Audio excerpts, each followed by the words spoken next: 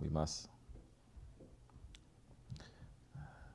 make some sacrifices, make some time for holy days and nights. Arrange your lives around that. Don't make that to arrange around our lives. Everyone's busy, yani, like this or like that, but make good intentions and take steps forward. So, we are happy to be given this chance, this opportunity to worship Allah peacefully. We are understanding how many people Allah is not even opening their way to worship Him peacefully. They have nowhere to make zikr. They have nowhere, even if they want to, they know either wrong people or even authorities are going to come and say, oh, stop all this. They say 2, 3 people, 10 people gathering, they say, do you have a permit? So many things are open to us in this world, in this country. Alhamdulillah. We must take it to run for Allah's sake. That way our difficulties will be light. It's not going to be heavy. If we don't, small difficulties we have in this world, in this country, is going to choke us. So,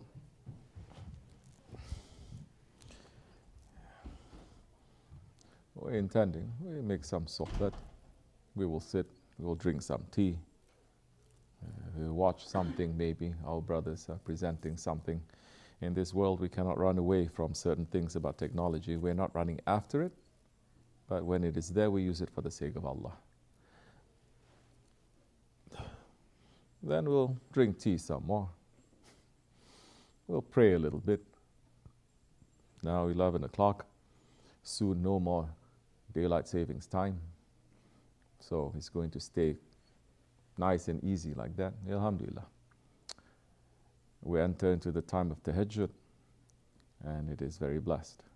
Even if you are saying 11 o'clock right now, 12 o'clock I'm going to leave, oh 3 hours, 4 hours I'm going to drive, take that opportunity, drive, say Ya Rabbi, I'm trying to remember you on this holy night. Instead of saying I'm going to be so sleepy, say Alhamdulillah, I'm staying awake, like this or like that, this holy night for tahajjud. So, welcome to everyone, Alhamdulillah.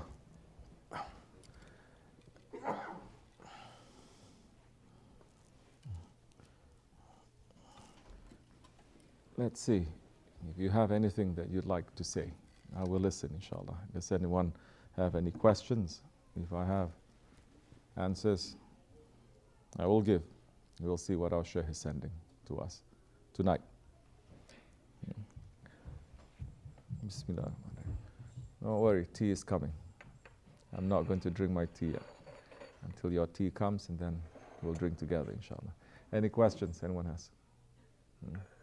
Dr. Junaid, do you have something?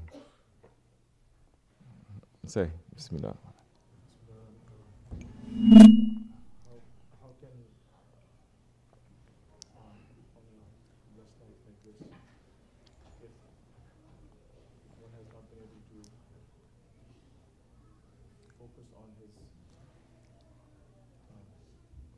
bad deeds all year, how can you use the mercy of this night to pull Allah's mercy so that Can you all hear? Huh? Maybe you should turn on the mic. It's on? Can he? He's already doing that. Yeah. Don't look at me. I didn't do this. Yeah. Everything is happening by kiramat, mashallah. So, Bismillahirrahmanirrahim. How can one, if they have not been able to focus all year on their bad deeds or weaknesses, pull Allah's mercy on this night so that they can have a good Beraat rather than be punished or pull Allah's anger for next year?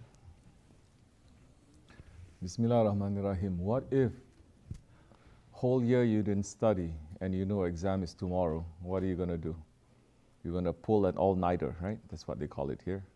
Stay up all night and study. Kind of like that, you know, in these holy nights. So a whole year you're not spending, you're not making tafakkur, you're not watching yourself, you're not taking account of yourself every day to see, what did I do for the sake of Allah?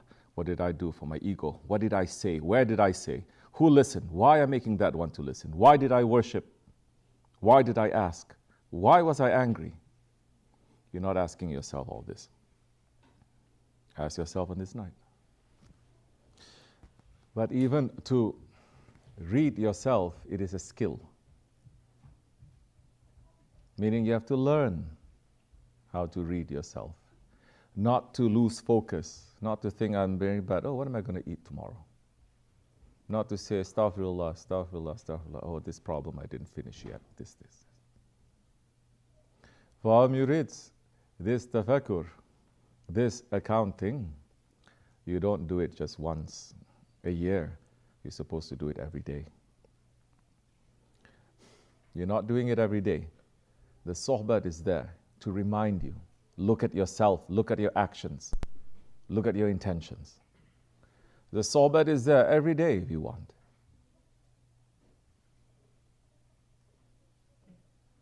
First, do you believe in it? Is it important to you? If it's not important to you, it doesn't matter. 40 prophets can come to tell you something, then you're not going to listen. This is where the stubbornness is. So, the stubbornness, understanding where the stubbornness is, why it is. Stubbornness, not listening to anyone. I only listen to myself. Stubbornness, even if someone is telling you, you say, I know better. Stubbornness, someone is saying, you're a donkey, you say, no, I'm a lion. Not to take what is good there, always to fight back, to say, no, I am, not you. To learn this you have to learn from a teacher. This you have to learn from a master. Because otherwise, you will not be able to do this. Instead of tafakkur, you're thinking of your life, you're opening your book, you're busy looking at your bank account, or you're busy thinking. Now it's a matter of the heart, thinking, what is this one? I put a post. Is he liking it or not? What is this one doing? Don't laugh, you're all like that. And that's shameful. Meaning, you are not training your heart even to be with Allah. You think if you cannot do it once a day, you think you're doing it 5 times a day.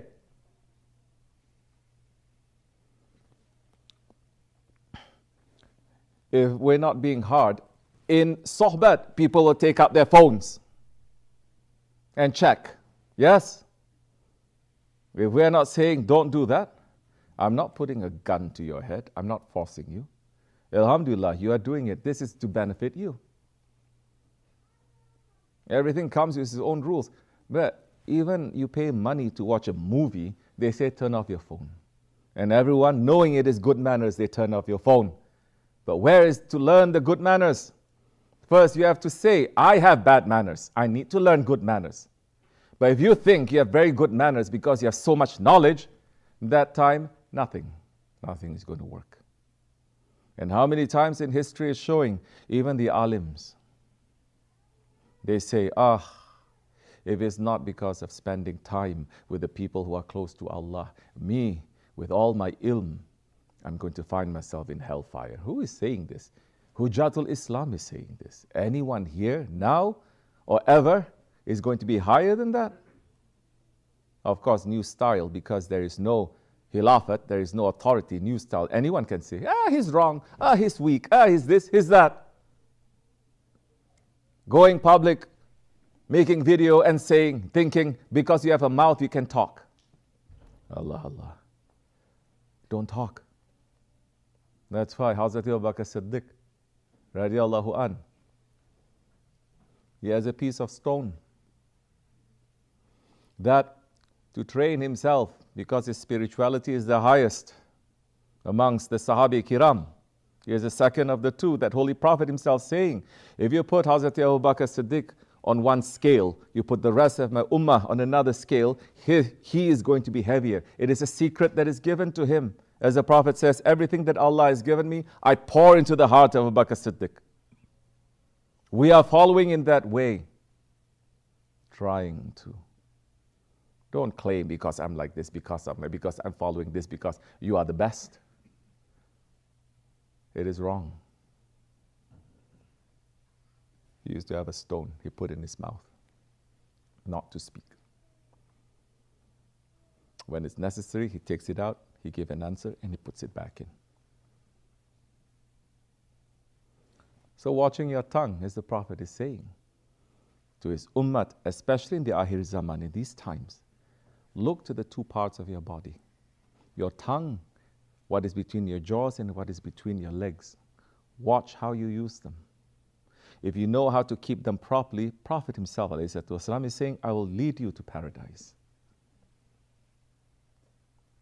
Now, people who have tongue, they say, where is your right? Where is your authority? They say, because I have a mouth, I will speak. Believers and unbelievers, but believers behaving this way, why? Don't you know with one wrong word, everything can be cancelled? Why are you going to put? I swear, if Shaykh Effendi is not giving an order to me, I'm not going to sit here to speak. It's much easier to sit and to listen. No responsibility. Just to listen and to do.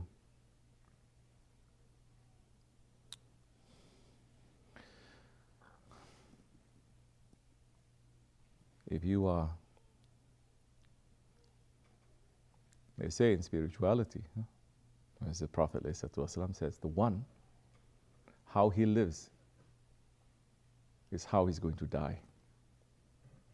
Meaning if you live good, that's how you're going to die. You're going to die good.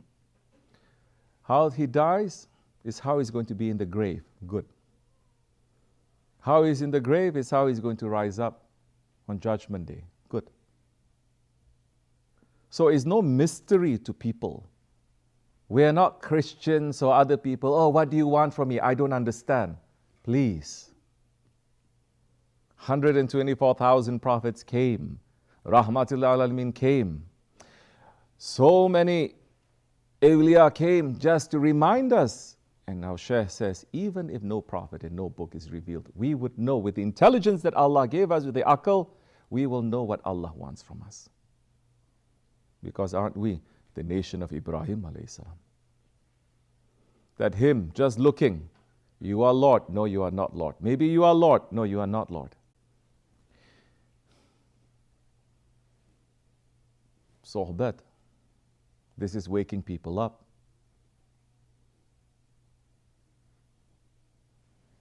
Sohbat, it is taking from what the prophets and the saints have given. They are, like the awliya Allah, they are going, picking, like a bee that takes the nectar from everywhere.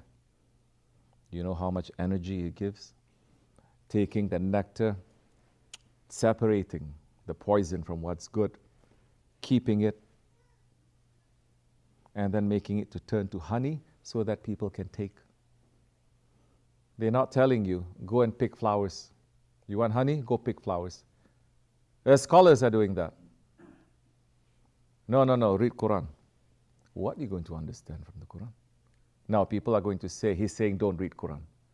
As I said before, reciting it is different. But the awliya Allah, the sheikhs, what are they saying? What are they telling you except what Allah is telling you, what the Holy Prophet ﷺ is telling you? How to be a better servant. How to watch to your enemies inside that you don't realize that is making you to fall into Jahannam, into your own fire that you yourself you make. Don't look to the outside enemies, look inside. Know yourself. Well, people, they're running away from it. They know a little bit, dunya is pulling them here. They know a little bit, dunya is pulling them there. You see a little bit, something good. Rest you see, just making you to be in ghaflat. Everything is designed for you to have fun. Everything is to make you laugh. You know what the Prophet ﷺ says? Don't laugh often. Why? Because it makes your heart to harden like a stone. You will not feel. Everything that you're looking for is just to laugh, to have fun. Then how you make your heart now? how you make your heart to be able to feel. How are you going to make your heart to point itself to the Qibla of Allah, to the Qibla of the Prophet ﷺ? When all you're looking for is fun to yourself, how are you going to feel? You have everything. You're going to see horrible things in front of you, and you're going to say, oh, it's too bad. No feeling, dead.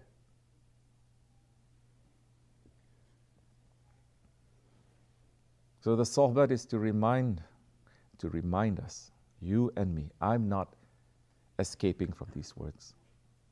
I'm responsible for them too. But the sohbet is not something that we're reading from books. What we're doing, no, don't be busy how we do it. We have to take from what is there, and we have to read too. What is necessary from the heart that we have to give. You know you're coming. You have questions, you have things. And listening to the sohbet like this or like that, you get the answer. Am I asking you? Am I preparing anything? This is what our Shaykh, this is what from the unbroken lineage of 40 grand sheikhs they are giving. We are not preparing. But if our hearts are open, the answer is going to be there. Because now we are not here for dunya. If you're here for dunya, any one of you, you're going to be disappointed. I'm not offering you anything from dunya. We're here for akhirat. We're here for Allah. We're here for Islam. We're here for the Holy Prophet ﷺ. We're here to look at ourselves a little bit more and to say, Ya Rabbi, in a night like this, thank you for reminding me.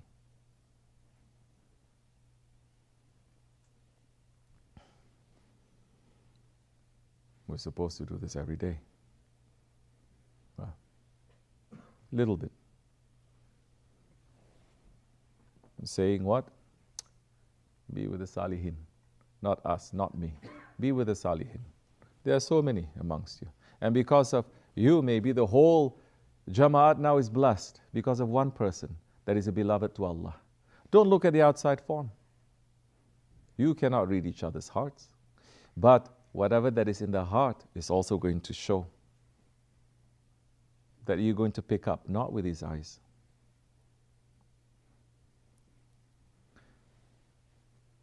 So the night of Beraat, like this, where we're asking Allah to please make us to escape from the fire of our ego. Make us to escape from the chains of our shaitan. To make us to escape from the prison of this dunya. And make us to escape from the fire of our nafs and our shahwat. You have to know. We have to know what this is. These are not just words. You have to know. Now, this is why when you're in tariqat, then every day, sometimes you're going to escape. Sometimes later, the training is going to kick in. This is when it kicks in, then we say, okay, you're about ready now to rise to a higher station to know yourself. But it's going to be tough. You're going to feel very stupid. You're going to feel that everything you do is wrong. Good. You enter into that phase. Very nice. Very good. Now we're going to see whether you're going to stay or not. Because all this while, we're giving you candy. Now you're going to learn something. There's a big possibility you're going to go higher. Or if you're going to just hold on to your ego now, big possibility you're going to sink lower. This is a test. It's not that difficult. We know in theory, we know. But when it hits us, that's the time you're going to use that stubbornness for haqq's sake. I don't understand anything. I understand that I just have to hold on to this right one. Because they're going to, like one man saying, speaking to Shaykh Efendi, saying, oh, what Shaykh Maulana soul that he gave. He took all our brains out. He finished it. This is how we have to be. As Shaykh Maulana is saying, we have to try to be nothing. As long as we think we are something, Shaitan is going to trick us.